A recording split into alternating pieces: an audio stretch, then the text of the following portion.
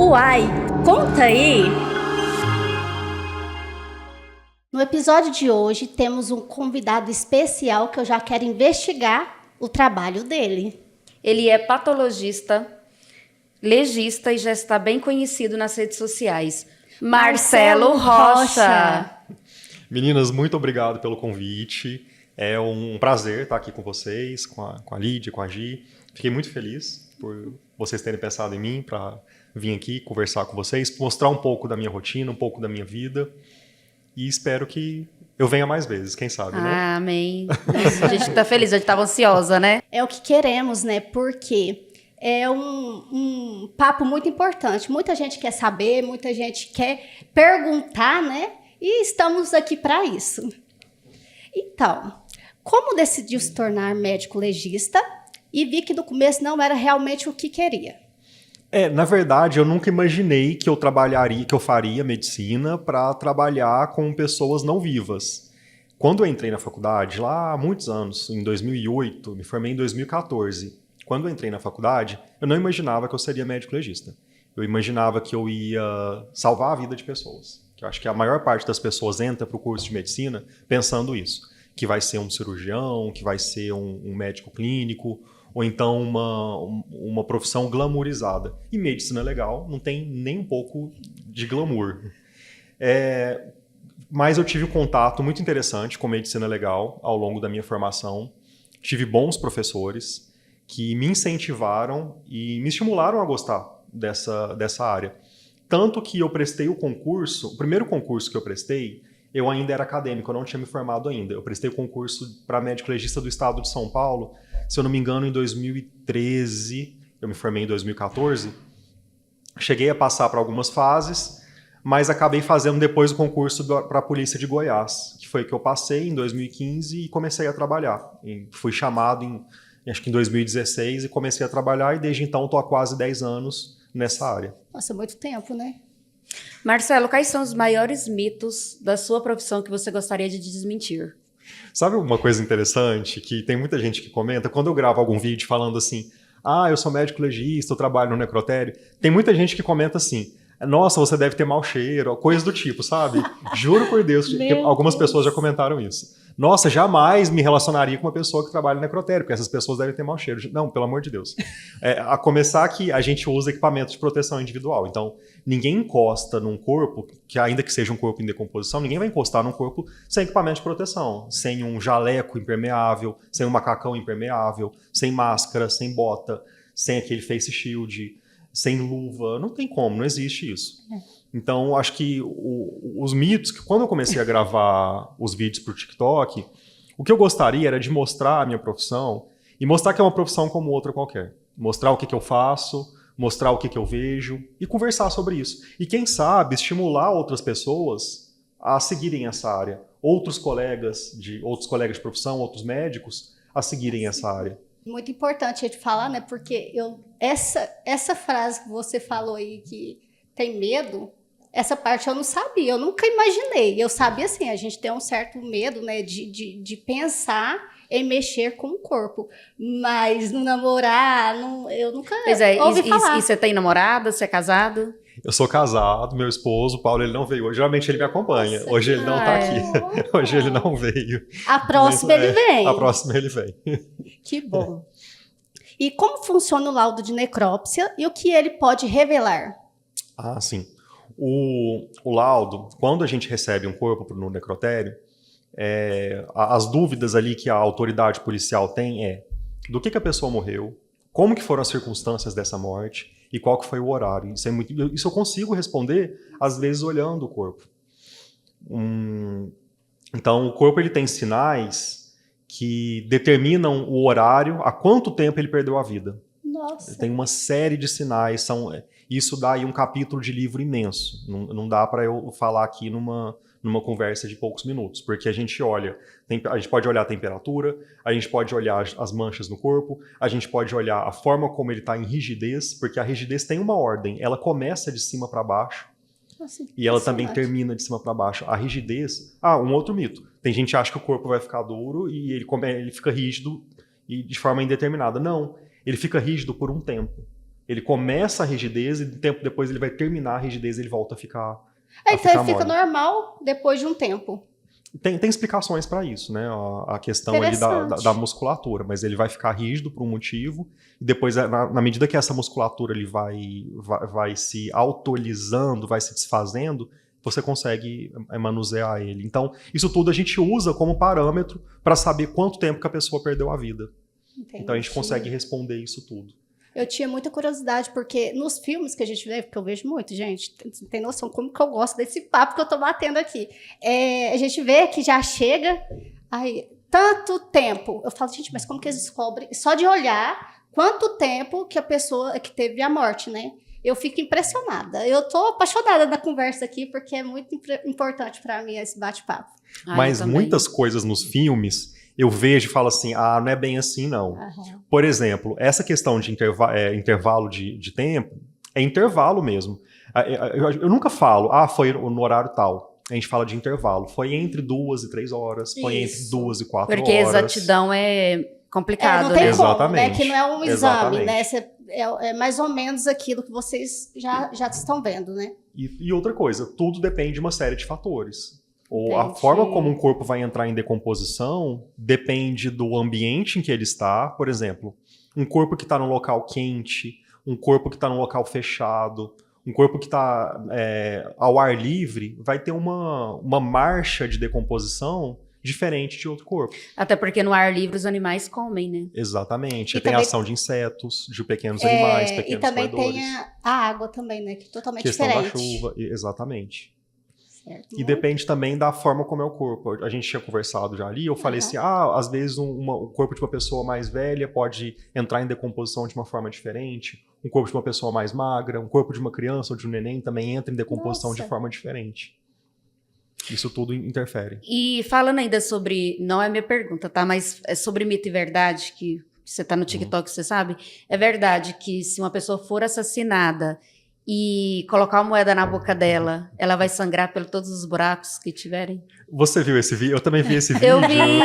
Eu falei, eu preciso perguntar pro Marcelo. Eu vi esse vídeo de uma pessoa falando isso. Que os mais velhos diziam, né? E ela diz, mas ela deixa bem claro que isso é algo que que os mais velhos falam no interior.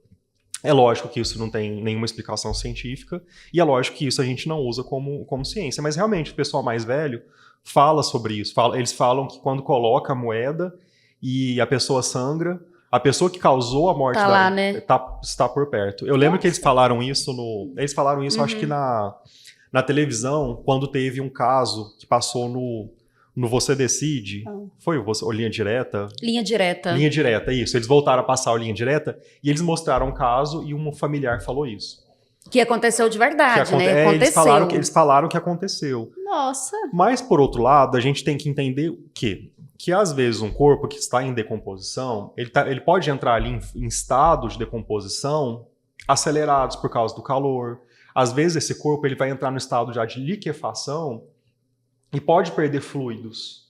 Então isso pode acontecer e às vezes uma pessoa leiga vai interpretar que o corpo está sangrando porque alguém chegou perto. Mas não, às vezes isso iria acontecer de qualquer forma. Então eu penso que a explicação científica mais próxima, ou melhor para esses casos, seria essa. Que o corpo está entrando em decomposição e acabou derramando fluidos e secreções. Sim, que é mas hoje sabemos, né, pelas coisas que andam acontecendo, que a maioria das pessoas que matam uma a outra sempre fica perto da família para poder não levantar suspeita, né? Eu já ouvi isso. Você já teve que lidar com algum caso inexplicável nas perícias? Acontecem casos que, infelizmente, a gente não consegue dar uma explicação. Porque depende de uma série de coisas também. Às vezes um corpo já em estado avançado de decomposição, eu não consigo ver todos os sinais, tudo que aconteceu, justamente porque com o tempo as evidências, os vestígios podem se perder. Então sim, acontece de alguns casos, infelizmente, a gente considerar que a causa da morte foi indeterminada, ou seja, não consegui determinar. Então tem alguns casos sim que infelizmente a gente não consegue fechar tudo o que aconteceu, entregar para a autoridade policial tudo o que aconteceu da melhor forma possível. Porque, às vezes, o corpo já entrou em estado avançado de decomposição, Às vezes o corpo que a gente encontrou não está em boas condições, como você mesmo comentou. Às vezes o corpo que está ao ar livre pode ser vítima de pequenos animais, roedores, que vão tirar alguma parte do corpo que às vezes seria importante, que teria ali um vestígio, uma pista do que aconteceu.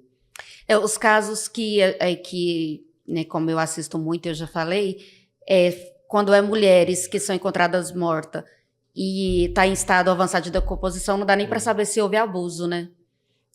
Não sei se você está acompanhando o caso da Vitória. Sim.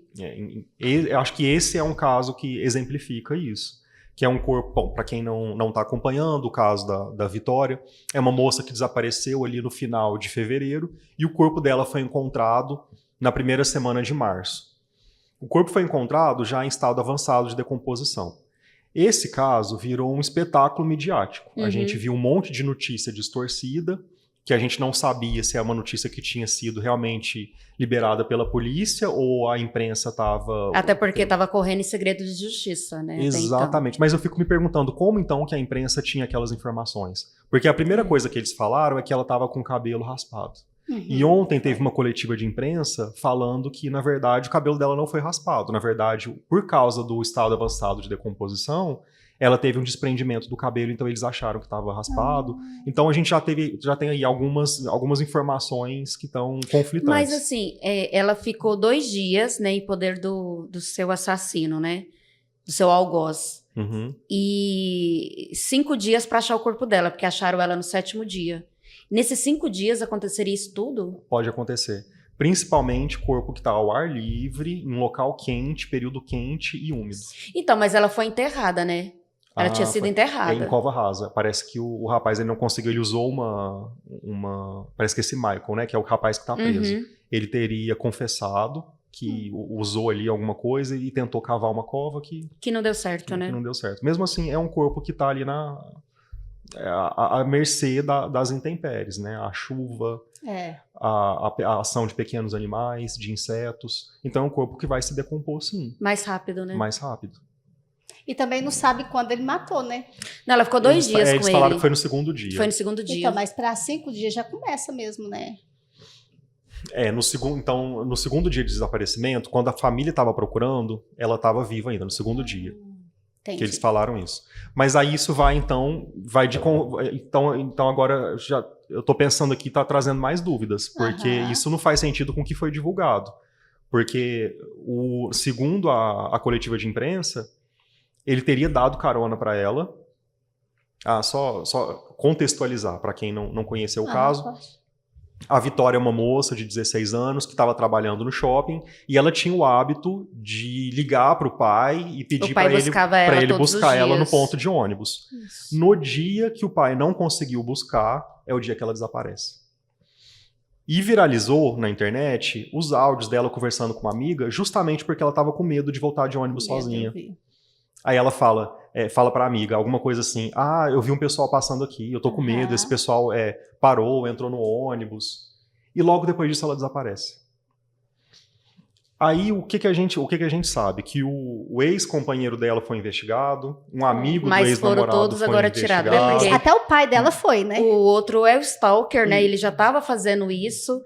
E encontraram no celular dele, inclusive, fotos de influenciadoras famosas que tinham o mesmo biotipo da Vitória. Olha. Então ele era apaixonado por ela e ele decidiu que queria ela de toda forma, até foi comprovados abusos. E ele agora confessou também, né? Então, mas aí a minha dúvida é a seguinte, porque parece que na confissão dele, ele falou que deu carona pra ela e no carro eles teriam discutido e ele deu uma facada nela. Mas eu não acredito, não. Mas isso tá diferente com a história que foi divulgada no início de que ela morreu no 2º dia.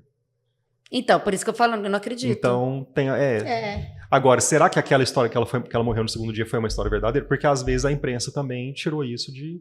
Eu não sei qual que era a fonte.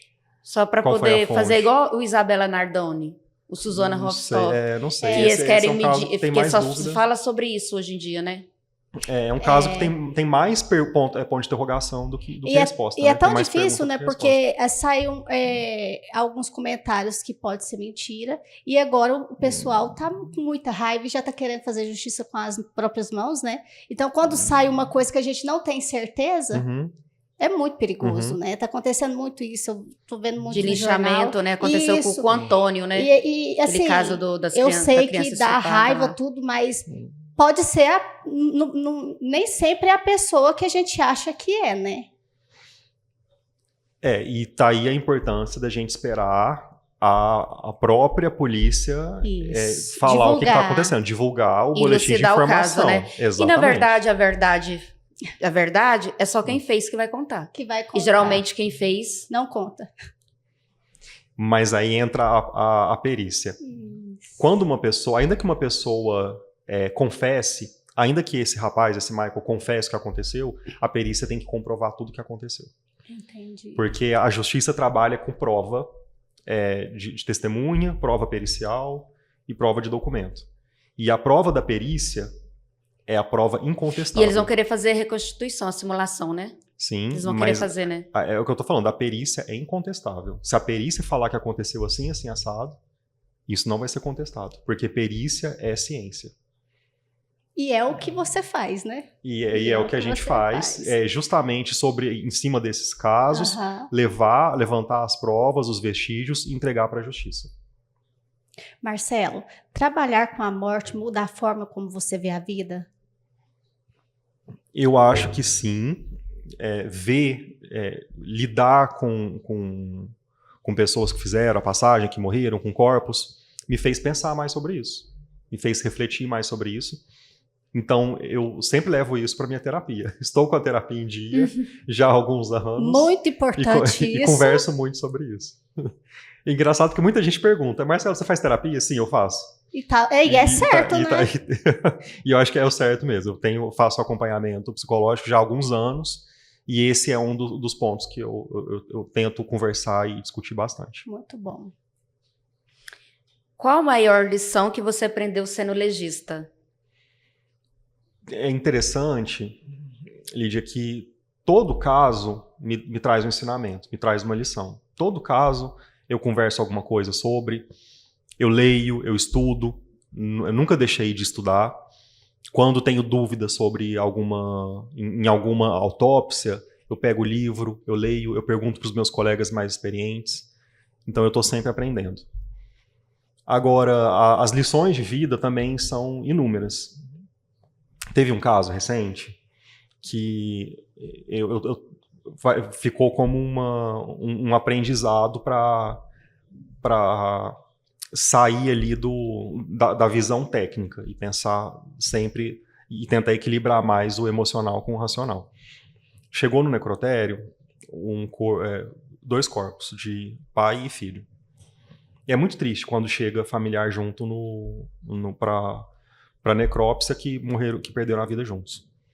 E a história é que eles se afogaram numa represa, era um dia de comemoração, e a história que me passaram é que o filho se afogou, os dois adultos, o filho se afogou, e o pai entrou na represa para socorrer o filho, só que os dois acabaram se afogando. Ele entrou na represa para tentar socorrer. Imagina ali que no desespero, né, um tenha segurado no outro, os dois se afogaram juntos. E o corpo foi levado lá para o necrotério. E eu lembro que quando eu vi o corpo do mais velho, do pai, ele estava com a marca de mão no braço, e eu falei, nossa, imagino que tenha sido aqui que o filho tenha segurado ele. E eu comentei com o auxiliar, eu falei assim, gente, não dá, quando a pessoa está se afogando, você não pode entrar para poder socorrer sem treinamento, não dá. E eu comentei isso da forma mais racional possível. E meu auxiliar falou assim, Marcelo, tudo bem você pensar assim, mas imagina o pai ver o filho se afogando e não poder fazer nada. Esse pai, provavelmente, se ele fizesse isso, ele ia viver pro resto da vida com essa dor. Não, ele seria um morto-vivo. Exatamente. Verdade. Você seria um morto-vivo. Porque, assim, Exatamente. eu falo muito para as pessoas, né? E depois que a gente tem uma perca grande, que é uma perca significativa, quem morre, na verdade, não é a pessoa que vai, é as pessoas que ficam aqui. Verdade. Porque o sofrimento é nosso. Exatamente. E ele é diário, né? Exatamente. Então, ele seria um morto-vivo. E eu refleti, eu falei, nossa, realmente, até pedi desculpa pro meu auxiliar, eu falei assim, nossa, realmente, eu não tinha pensado nisso. Eu tô aqui vendo da forma técnica e mais racional possível, mas não tinha me colocado no lugar A dele, gente, o ano passado, acho que a gente vai lembrar, Foi em agosto. Eu perdi um primo, que era caminhoneiro desde quando eu me conheço por gente. De um acidente. A gente não sabe muito bem o que aconteceu, mas foi na época que estava tendo aquelas queimadas. Uhum. E aí ele perdeu o controle do caminhão. Ele estava carregando óleo para a empresa BRF. O caminhão andou na pista, bateu. Saquearam todo o caminhão, roubaram todos os óleos, que não chegou a estourar, você acredita? Mas ninguém ligou para socorrer. Eles quiseram roubar os óleos, né? A carga era segurada. E depois a pessoa que estava passando, já era tipo tarde da noite, ligou para o socorro, mas ele já tinha entrado em óbito no local. Aí demorou, porque levaram ele para João Pinheiro. Demorou trazer, ele morava aqui em Uberlândia, mas levamos para Monte Carmelo. Eu sei que isso foi no dia da semana, mas conseguiu enterrar ele na sexta ou no sábado. Na segunda-feira, a mãe dele não acordou mais. Oh, meu Deus, que dó. E a gente enterrou ela na Olha. terça-feira. Mãe, né? Mãe, o sofrimento grande. Não que os outros não sofram, né? Mas a mãe. Mas o vínculo de mãe e filha é muito forte. difícil. Aham. É muito forte. Ela foi embora. A minha avó e o meu avô, eles tiveram um relacionamento da vida toda. Eles foram casados por mais de 70 anos. A minha avó foi a única mulher da vida do meu avô e meu avô foi o único homem da vida da minha avó. Essa era a minha maior preocupação. Se eles partissem separados, como que seria? E realmente, depois que meu avô ele faleceu primeiro, meu avô ele faleceu com complicações do Alzheimer e diabetes.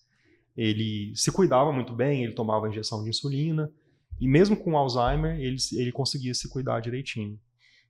Mas um dia, infelizmente, ele já estava acamado, muito bem cuidado, mas já estava acamado, e ele faleceu. E foi muito difícil o luto da minha avó. Acho que ela passou ali, ela viveu mais um ano em luto, muito triste, e um dia ela partiu.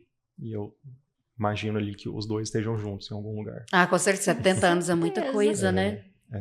E a gente não vê hoje em dia, não. Não, muito difícil. Muito difícil mesmo. Como é a relação entre medicina legal e a polícia na resolução dos crimes? Ah, sim. Uma coisa importante é que o médico legista é policial. A medicina legal é uma carreira policial. Então, eu fiz escola de polícia. Quando eu passei no concurso, lá atrás, em 2014, eu fiz um treinamento e também fiz escola de polícia. Nós trabalhamos fazendo uma ponte entre a medicina legal é justamente uma ponte entre a medicina e o direito e o inquérito policial. A gente oferece uma peça que vai entrar no inquérito policial com uma linguagem que seja compreensível para quem estiver investigando um crime, por exemplo. Os laudos, um laudo de necrópsia, um laudo de lesão corporal, vai constar em um processo. Ele vai ser lido por advogado, ele vai ser lido por juiz, ele vai ser lido por um delegado. Então, existe essa relação muito íntima, muito próxima. Tem que ser, né? Eu tenho que trabalhar em conjunto. Marcelo, se você pudesse deixar um recado para quem quer seguir essa profissão, qual seria? É uma profissão muito gratificante. Eu sou médico legista há quase 10 anos. É uma profissão que não é glamurosa, como muita gente acha, às vezes assiste as séries, os filmes. A realidade é um pouco diferente, mas é muito satisfatório você dar uma resposta para uma família do que aconteceu, você contribuir para a justiça, que a justiça está sendo feita, você descobrir como foram as circunstâncias de alguma coisa, quem foi o culpado, quem fez isso, materializar, às vezes, ajudar a resolver algum crime. Então, isso é muito satisfatório. Se puder dar um conselho, então, seria segue seu coração, estuda e entre nessa área, porque você vai ser muito feliz. E a pergunta que não quer calar, tem como ficar rico nessa profissão? Não, infelizmente, não. Não tem, gente, não paga bem, né? Vai aposenta cedo. O plano de aposentadoria, acho que é aposentadoria especial, de 25 anos na área. A carreira, ela depende, a questão financeira depende do estado. Então, existem estados que pagam muito bem e existem estados que pagam muito mal. Onde eu trabalho é um estado intermediário. Eu sei que aqui no Brasil o Distrito Federal paga muito bem, o perito e o médico legista recebem muito bem, mas ali em Goiás tá algo em torno de, acho que o salário inicial, o salário é público, né? Tá na internet. Se Todo mundo você tem pesquisar acesso. naquele site lá do portal da transparência, você vê o salário inicial, que é ali em torno de 12 mil, e o salário final, seguindo a carreira, acho que é em torno de 21, 22 mil. Então, a pessoa que está aí na carreira, ela tá caminhando ali cada degrauzinho para chegar no salário final. Tá vendo, pessoal? Se vocês verem eu desativando, o Instagram partiu. Que é 12 mil inicial, né? Já tá ótimo, não tá? Acho que eu vou desgastar menos. Mas a terapia vai ter que estar em dia, hein? Né? Exatamente. Marcelo, é verdade que o corpo humano se mexe e conversa depois da morte? Na verdade, existem alguns sinais, sim, que às vezes o corpo pode fazer algumas contrações musculares. Então, quem é leigo pode falar assim, nossa, o corpo mexeu. Uhum. Mas existem contrações musculares, sim. Às vezes o corpo pode movimentar alguma musculatura, fazer uma pequena contração. Isso é possível. A gente brinca que o corpo está falando porque ele está dando sinais do que aconteceu com ele. Às vezes ele preserva um movimento que ele estava fazendo, às vezes uma postura que ele estava quando ele perdeu a vida, às vezes ele preserva até mesmo uma expressão que ele estava quando ele perdeu a vida. Alguns sinais a gente consegue ver de como foi as circunstâncias do óbito dele, de há quanto tempo ele tá morto. Então, a gente diz que ele está falando na linguagem dele, e cabe ao profissional interpretar isso e colocar isso no papel. Ser ali a última voz, a última palavra do corpo. E muito se diz que o corpo solta gases, né? Sim, o corpo, no período a gente chama isso de marcha da decomposição ou marcha da putrefação. Nesse período da decomposição, quando o corpo está entrando em decomposição, ele passa por fases. A primeira fase é a fase de coloração, quando ele começa a mudar de cor. Depois da fase de coloração, ele passa por uma fase que ele produz gases, uma fase gasosa. E depois, por fim, ele começa a entrar num período de liquefação, virando líquido e se desfazendo até virar esqueleto. Naquele período na fase gasosa, é um período que ele produz diferentes gases por causa das bactérias que estão ali decompondo e fazem parte dessa marcha da decomposição. Então, essas bactérias produzem gases. Alguns gases, inclusive, são inflamáveis. Então, existe também esses relatos de que, às vezes, cemitério tem ali pode pegar fogo, alguma coisa. É por causa disso, é por causa de gases inflamáveis que, quando entram em contato ali com o oxigênio, podem formar uma chama. Então, sim, pode emitir gases, é possível isso. Mas uma coisa que não é possível, e tem gente que acha, é que o corpo pode explodir por causa dos gases. Não, isso não vai acontecer. Quando eu era pequena, falava, não, você morre, depois você incha até explodir. Não, é não mito, explode, né? Não explode, não. Não Não chega a explodir, explode. não. Eu já ouvi falar isso também. É porque, na verdade, eu acho que é como você falou, é como se fosse um gelo, vai derretendo, vai acabando, né? Aí fica ali o esqueleto, por fim. Marcelo, como o estado de decomposição do corpo pode ajudar a determinar o horário da morte? Exatamente, tem vários sinais. A gente olha muitas coisas. A gente olha a rigidez, a gente pode olhar a temperatura, a gente olha as manchas. São muitos sinais. Então, vou dar um exemplo da rigidez. A rigidez começa de cima para baixo. Então, a primeira coisa que vai ficar rígida no corpo, quando a pessoa perde a vida, é a musculatura do cabeça e cervical. Então, cabeça e pescoço fica rígido. Aí depois, ombro, membros, tórax, abdômen, membros inferiores. Então, quando eu olho um corpo que, por exemplo, está só com a cabeça rígida, mas os membros ainda não estão rígidos, eu sei que deve ter ali mais ou menos umas 2 a 4 horas que a pessoa perdeu a vida. Quando eu vejo que os membros já estão rígidos, aí eu já sei que tem um pouquinho mais de tempo. E eu olho também outras coisas, por exemplo, manchas. A gente olha como estão as manchas no corpo, porque uma coisa que acontece muito também é que, dependendo da postura que a pessoa está, o sangue ele segue a gravidade e ele fixa. Então, um corpo de uma pessoa que está deitada de barriga para cima tem sangue fixado na parte de trás. Que coagula, taia? Como que é? Na verdade, a gente fala em é que o sangue está fixado mesmo. A gente não usa esse termo coagulação, porque para falar em coagulação, a gente tem que ter um mecanismo de uma cascata de coagulação, que essa cascata não funciona no corpo sem vida. Então a gente não usa essa expressão coagulação. A gente fala que o sangue fixou. É porque ele tá para fixado. de bombear, né? Isso, Por isso que você fala. Agora, isso. eu vou fazer uma pergunta que eu acho que é uma curiosidade de muitas pessoas que Uhum. vai estar acompanhando a gente agora. Uma mulher grávida, ela perde a vida, por exemplo, que o neném dela está com 7 meses. Eu já ouvi falar, mas, como eu falei, só você que vai saber responder certo. Quando chega lá para vocês retiram para fazer... Porque eu ouvi falar que coloca de novo, né? E que no estágio de decomposição é expulsado. Uhum. Não é isso? Que ela faz o parto. Depois que morre a mulher, ela faz Ela o parto. mesma faz o parto. É feito o parto, né? Tem um nome científico, qual que é? Existe o parto de caixão. Isso se chama parto de caixão. Que às vezes a pessoa, o corpo de uma mulher que está gestante, quando ele entra ali naquele período que eu falei da decomposição, quando ele entra naquele período ali de gasoso, que ele está inchando, crescendo, ele expulsa o feto. Então pode acontecer, e a gente chama isso de parto de caixão. Aí você falou, aí você perguntou como que funciona então a necrópsia de uma mulher grávida. A necrópsia da gestante funciona, tem que acontecer, às vezes, dependendo da circunstância, a delegacia pediu, tem que acontecer, e a gente olha também o neném. A gente vê se teve relação ali com o óbito. Geralmente eu vejo se tem idade gestacional, vejo qual que é a idade daquele nenenzinho, vejo se ele tem alguma alteração, se ele teria alguma malformação, coloco isso tudo no laudo. Depois, a gente não devolve para a barriga. Geralmente, o que eu já vi o pessoal fazer é que a funerária deixa ele do lado e a funerária enterra junto, o nenenzinho com a mãezinha. Ah, entendi. Mas uma coisa que a gente não faz é declaração de óbito pro nenenzinho, porque ele não nasceu.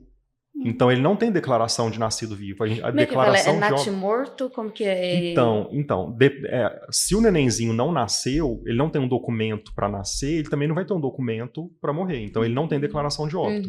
E a funerária só enterra em separado quando tem uma declaração de óbito. Entendi. Então, geralmente, esses casos, o nenenzinho é enterrado junto com a mãe, do lado da mãe. E se a família da pessoa, o pai, né, que é a perca, né, quiser fazer um velório para a mãe, não pode, porque não nasceu, né? Eu acho muito difícil a funerária fazer isso, porque, liberar, igual eu falei, porque geralmente eles fazem quando tem a declaração de óbito. Eu não sei se teria que conversar com alguém da funerária para ver se eles abrem essas exceções, mas geralmente é enterrado juntos, né? Isso. Quais são os primeiros sinais que indicam que a morte foi natural, acidental ou criminosa? Importante. O IML, ele faz necrópsia ou autópsia. Necrópsia e autópsia são sinônimos, né? Uhum. Aproveitar para falar isso, muita gente pergunta, né, se autópsia e necrópsia são diferentes, mas são sinônimos.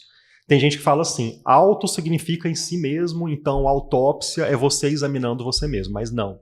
Eu sei que isso está na internet, se você pesquisar no Google você vai achar isso, mas não é esse a etimologia da palavra. Autópsia por si, está mais relacionada a você ver e você dar a causa baseado no que você está olhando. Então, a autópsia é um exame feito por você mesmo. E necrópsia é um exame do cadáver, exame do morto. Então, são usadas como sinônimos na literatura. Talvez, realmente, a necrópsia seja o termo técnico mais adequado. E tem gente também que fala que a autópsia não é o ideal para avaliar animais. Eles falam que é só dentro da espécie humana, que é ao seu semelhante.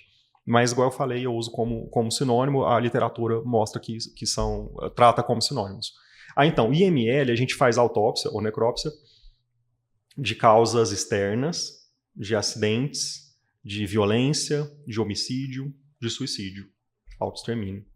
Então, causa natural, a gente não recebe no IML. As causas naturais, quando são necessárias para fazer uma necrópsia, elas são encaminhadas para o SVO, que é o Serviço de Verificação de Óbito, que todas as cidades têm. Pelo menos a maioria das cidades tem. Então, causa natural vai para outro serviço. Causa externa, que não é natural, vai para o IML. Entendi. Aí você falou, e tem sinais? Depende de uma série de fatores. Quando suspeitam que a causa não é natural, o médico não vai assinar uma declaração de óbito sem que não seja do IML.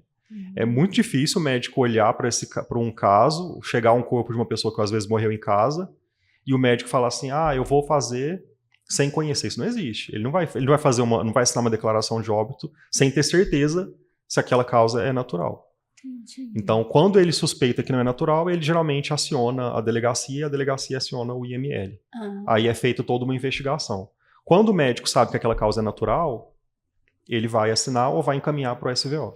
Mas hoje, os hospitais e as UAIs, né? Quando chega qualquer paciente lá que eles suspeitam, sem avisar quem está de fora, eles já acionam a polícia, não é assim? Não entendi como. Quando chega um paciente que foi agredida, com sinais de abuso, ou que seja uma morte suspeita, eles já chamam a polícia sem mesmo avisar quem está lá de fora. Não é assim? É verdade que geralmente o médico assistente ele é obrigado a fazer notificação de casos de violência ou de abuso. E isso a gente é ensinado isso desde a época da faculdade. E é vocês que fazem também, né?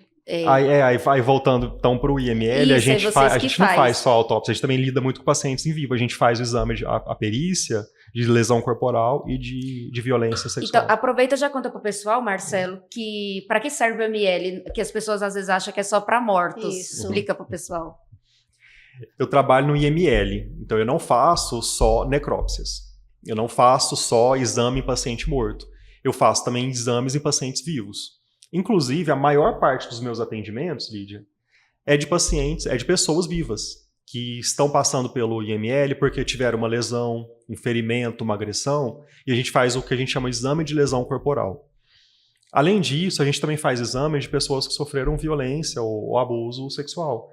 Lá a gente chama de exames a gente chama de PSD, prática sexual delituosa, que a gente usa esse termo para falar sobre isso, sobre esses casos de abuso.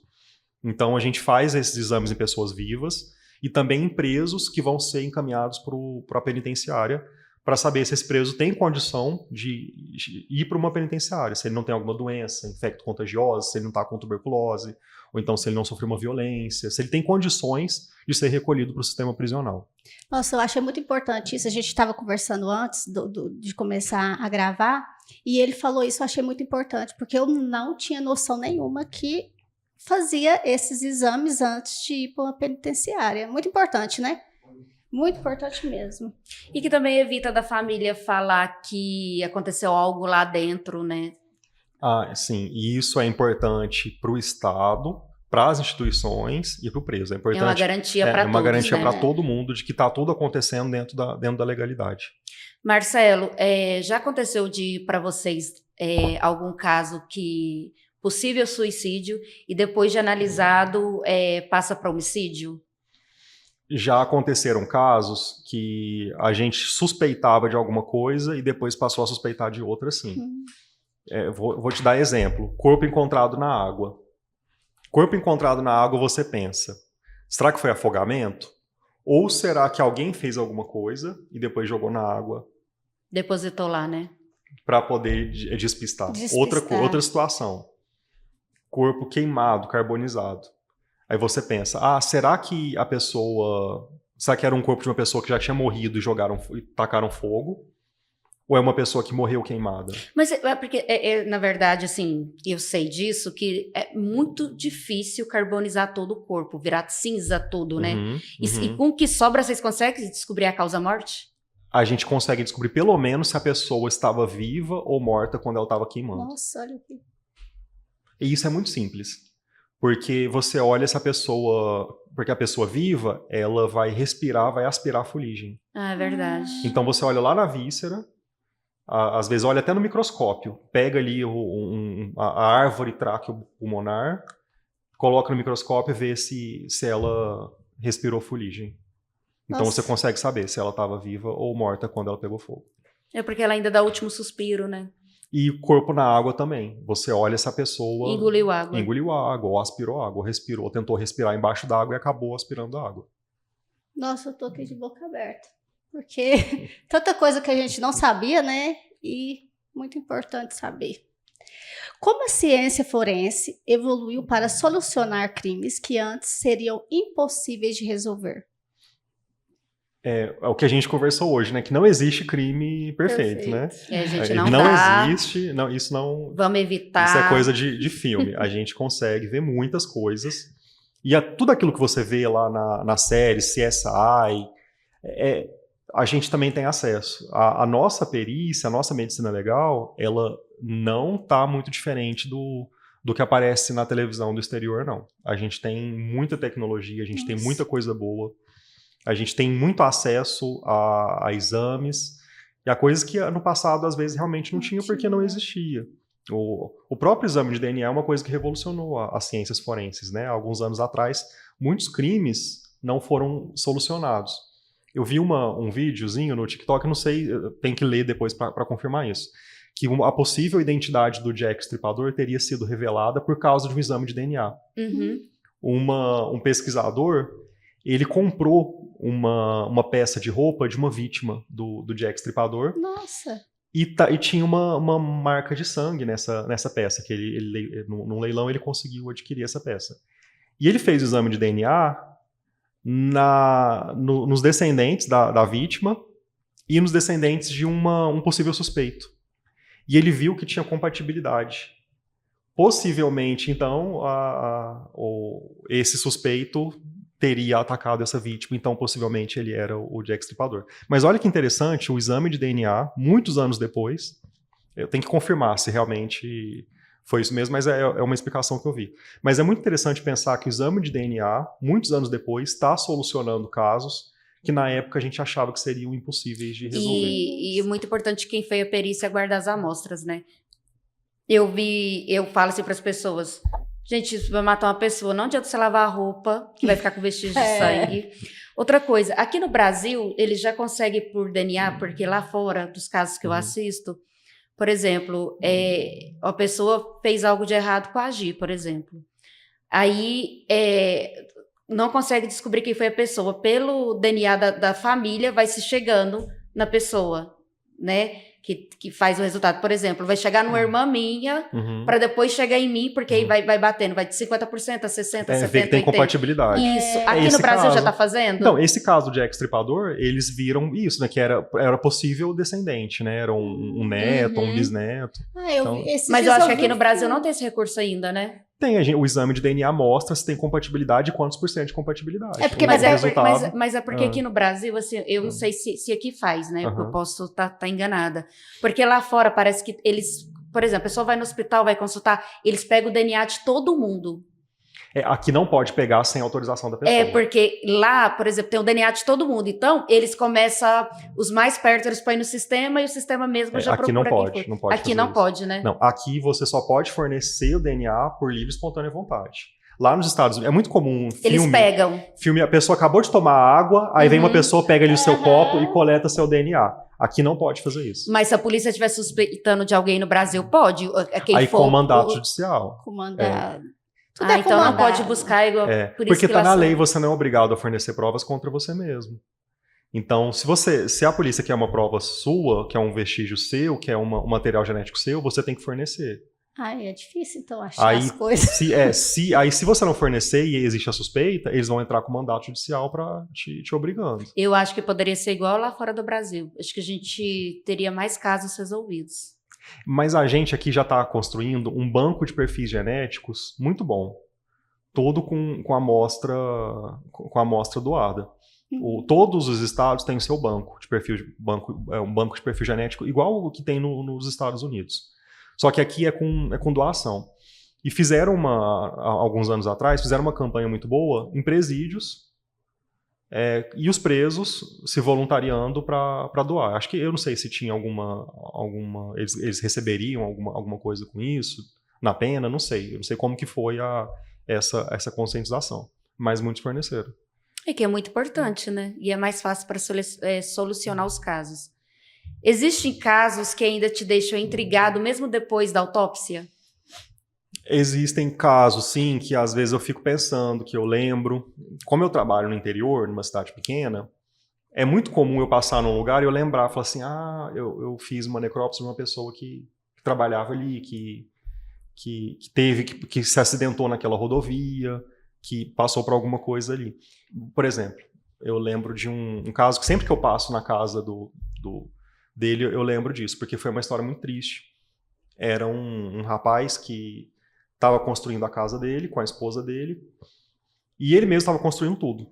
Ele, muito trabalhador, e um dia de chuva, na obra ele foi tirar a betoneira que estava ligada, acho que ele foi enrolar o fio da betoneira e foi eletrocutado. E quem socorreu ele foi a esposa dele, que estava grávida no dia. Ela prestou socorros, mas infelizmente ele faleceu. Fiz o corpo dele, por ser acidental, o corpo dele foi para o necrotério, eu vi o corpo dele, fiz a declaração de óbito. E agora, uma coisa interessante, que sempre que eu passo nesse local, eu me lembro dessa história. E eu vejo lá a obra que por muito tempo ficou inacabada, e depois a esposa dele, o nenenzinho que nasceu, e eu vejo que a casa eles estão lá terminando de arrumar as coisas, e eu sempre vejo isso. Então é um caso que me marcou, porque a história me marcou, e o que eu vejo depois acontecendo, eles arrumando, a vida deles, né? Eu acabo sempre lembrando disso. E já aconteceu de você fazer de um amigo um familiar, ou é verdade que eles falam que quando a pessoa está de plantão, mas é um familiar, um pai, uma mãe, você não precisa fazer? Então, tem uma coisa, o Código de Ética Médica diz que você não pode ser perito de algum caso que você, ou do seu paciente, ou de algum caso que você tenha suspeição, se você é suspeito. Então, e a delegacia, e a polícia, o nosso Código de Processo Penal fala a mesma coisa. Se você é suspeito, se você tem suspeição, você não pode atuar como perito. Aí, nesse caso, se for alguém que o médico legista tem segundas intenções, tem interesse, está envolvido, Nossa. ele não pode atuar. Mas o chefe imediato vai fazer Mas você pode fazer uma perícia, você pode fazer a perícia de um familiar seu.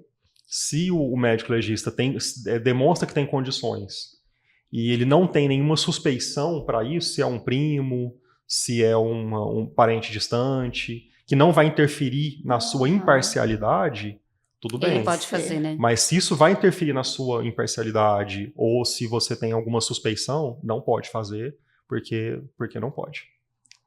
Muito importante isso também. O que as pessoas não sabem sobre o trabalho de um médico legista?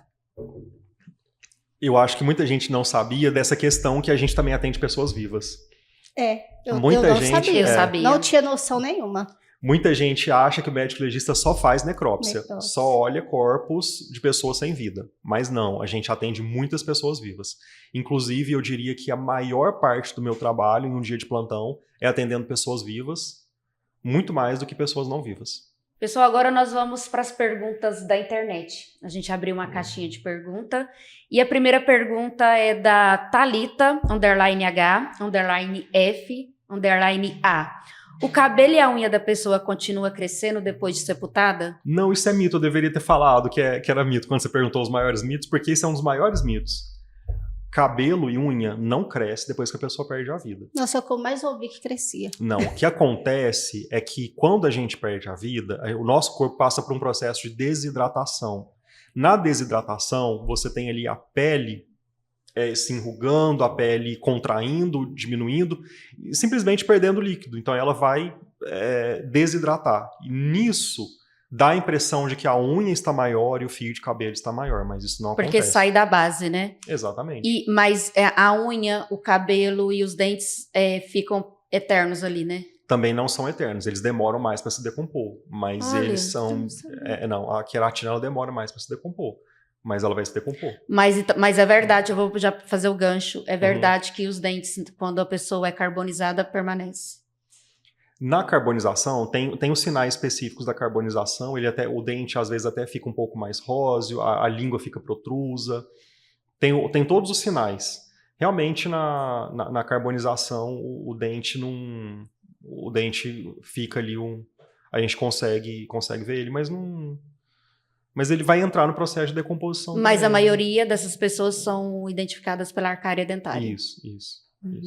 Marcelo, qual o caso que mais te chocou ou descoberta? @Cecília Cardoso P. Há muitos casos eu fico às vezes pensando, às vezes eu vejo depois notícia. Eu arrisco dizer que eu lembro de todas as autópsias que eu fiz. Se eu pegar o laudo para ler, eu vou lembrar direitinho. Falar, foi assim mesmo. Pegar a foto ali, eu vou lembrar de todos os casos. Como é o impacto emocional de trabalhar com mortos frequentemente? @daily.xsmaria. Falar para a Daily que faz a gente refletir muito sobre o como a vida é passageira, né? Isso faz a gente refletir mesmo. E é o que eu comentei, faço terapia, estou com a terapia em dia, e esse é um dos pontos que eu converso muito. Porque faz a gente refletir sobre isso. E normalmente é um assunto que, acho que por motivos culturais, a gente não conversa muito sobre morte, né? A gente não conversa nem sobre o luto. Às vezes a gente... É algo que infelizmente, a gente vai encontrar isso, vai enfrentar isso em algum momento, vai perder um parente. Às vezes a gente tem um contato com a morte quando você perde um avô, depois quando você perde um pai, quando você perde um parente próximo. E a gente nunca está preparado. Não, e a gente precisa fazer terapia para viver, né? Para a vida e para a morte também, né? É difícil isso. E as pessoas hoje não gostam. As pessoas, assim, quando você perde alguém, as pessoas ficam com medo de falar. Medo fica para ela, né? A dor fica para ela e é o pior, porque você tem que procurar uma terapia que é muito importante. Para cada pessoa, a gente procurar uma ajuda, né? Porque essa dor é muito grande, é difícil de se lidar sozinha com ela, né? Uhum. Porque quando qualquer pessoa está vivendo luto, é uma dor que não existe remédio. Não tem tempo, não tem explicação, não tem nada. Agora a pergunta da Luciene.Borges. Como ficar examinando uma pessoa em óbito sozinho? Não, a gente nunca trabalha sozinho. Olha. Não, a gente nunca trabalha sozinho. O procedimento é feito sempre com um auxiliar. Então é sempre pelo menos 2 pessoas. Então você nunca está sozinho. Não. E até porque não tem como, do ponto de vista técnico, não tem como uma pessoa sozinha abrir um corpo, porque tem a dificuldade técnica. Um corpo não é fácil de mexer, de abrir, de olhar e depois de fechar. Não é fácil. Então você nunca... É um trabalho que nunca é feito sozinho. Eu quero perguntar, porque senão vai ficar... Como é que é? A tanatopraxia. É feito em que casos? Sim. A tanatopraxia é um procedimento de preservação do corpo que é feito por outros profissionais. Geralmente no ambiente de funerária. É na funerária que faz? Não tem relação com a autópsia. Não tem relação nenhuma com o trabalho do necrotério do IML. Geralmente eles fazem isso para preservar o corpo e o corpo, a família conseguir velar, enterrar ou viajar com o corpo para outro lugar. Tira o sangue todo do corpo? Eu já vi procedimento sendo feito, eles têm ali umas cânulas e passam ali uma substância que preserva o corpo. Então eles tiram ali os fluidos e colocam um outro fluido, que é o formol. Que é um agente fixador. Qual é o método utilizado para esclarecer o crime quando o cadáver já está em estado de decomposição? E como descobrir através do corpo a forma que a pessoa foi morta? @doutora G. Moraes, _farmacêutica.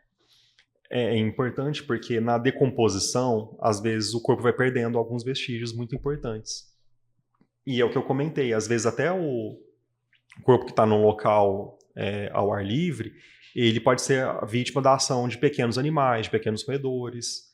Então é muito difícil. Às vezes a análise fica prejudicada. Mas não é impossível também. Alguns casos a gente consegue ver mesmo no estado já de decomposição. Por exemplo, no olho, o humor vítreo, ele demora para desaparecer na decomposição. E às vezes a gente consegue fazer exame laboratorial, quando retira o pedaço do olho, para procurar alguns agentes de envenenamento. Nossa. Então alguns venenos que são administrados permanecem no olho, alguns venenos também que usados de forma crônica permanecem na unha, em cabelo. A gente consegue fazer alguns exames, mas é lógico, fica prejudicado por causa da decomposição. Marcelo, quais são os seus planos? Família, trabalho, viagens? Graças a Deus, eu estou num bom momento da minha vida, que eu terminei uma especialização que a gente conversou, que eu fiz patologia. Tô num momento que eu quero cuidar, dar mais atenção para minha família, cuidar da minha saúde. Eu não estou naquele momento que eu penso em trabalhar de segunda a segunda. Eu estou no momento que eu penso em cuidar da minha saúde física, emocional e dar atenção ali para minha família e para o meu casamento. Aproveitando, qual que é a escala de trabalho de um legista? Depende do estado. Então, tem lugares que é 40 horas semanais, eu já vi lugares que é 30 horas semanais, e aonde eu trabalho são 20 horas semanais.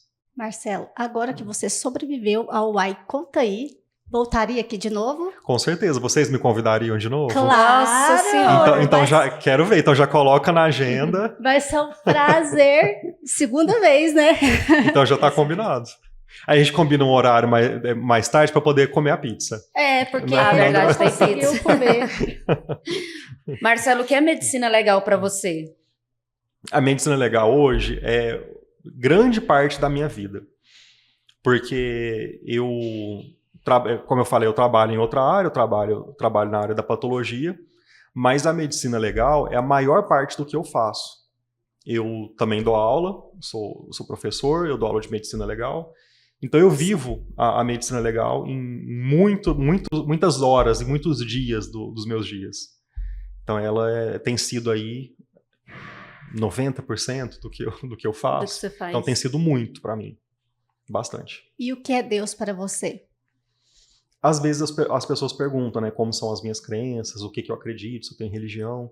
Eu venho de um berço católico, eu fui criado no ambiente católico, fui batizado, mas principalmente por influência da minha avó, que já é falecida, mas eu não segui alguma religião.